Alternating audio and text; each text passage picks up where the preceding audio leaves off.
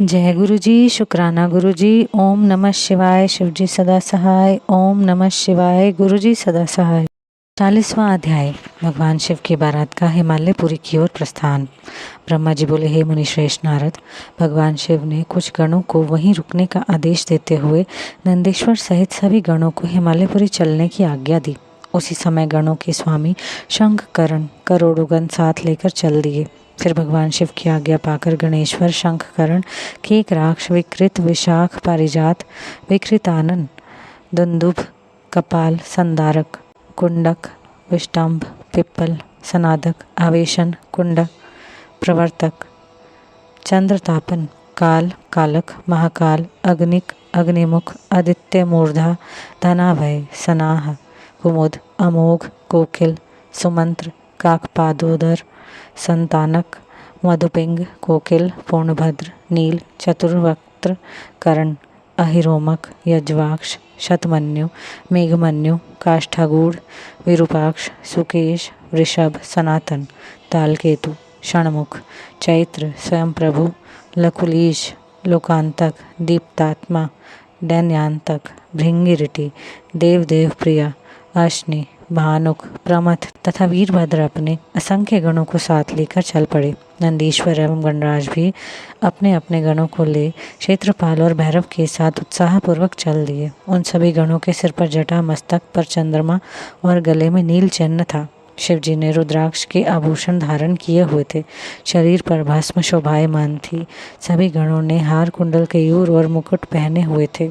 इस प्रकार त्रिलोकीनाथ महादेव अपने लाखों करोड़ों शिव गणों तथा मुझे श्री हरि और अन्य सभी देवताओं को साथ लेकर धूमधाम से हिमालय नगरी की ओर चल दिए।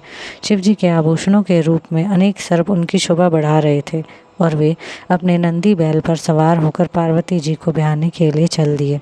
इस समय चंडी देवी महादेव जी की बहन बनकर खूब नृत्य करती हुई उस बारात के साथ हो चली।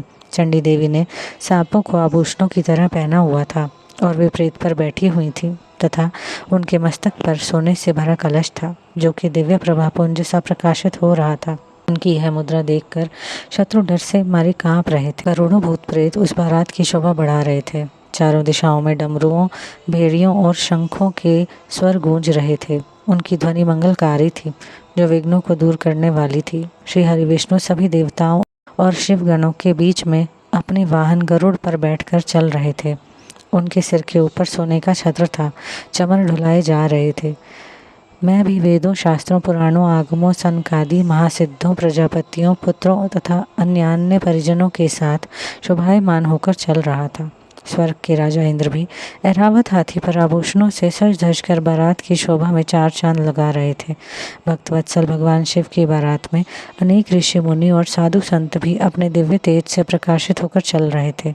देवादिदेव महादेव जी का शुभ विवाह देखने के लिए शाकिनी, यातुधान, बेताल, ब्रह्म राक्षस, भूत प्रेत, पिशाच, प्रमद आदि गण, तुम्बुरु, नारद, हाहा और हुहु आदि श्रेष्ठ गंधर्व तथा किन्नर भी प्रसन्न मन से नाचते गाते उनके साथ हो लिए। इस विवाह में शामिल होने में स्त्रियां भी पीछे ना थीं।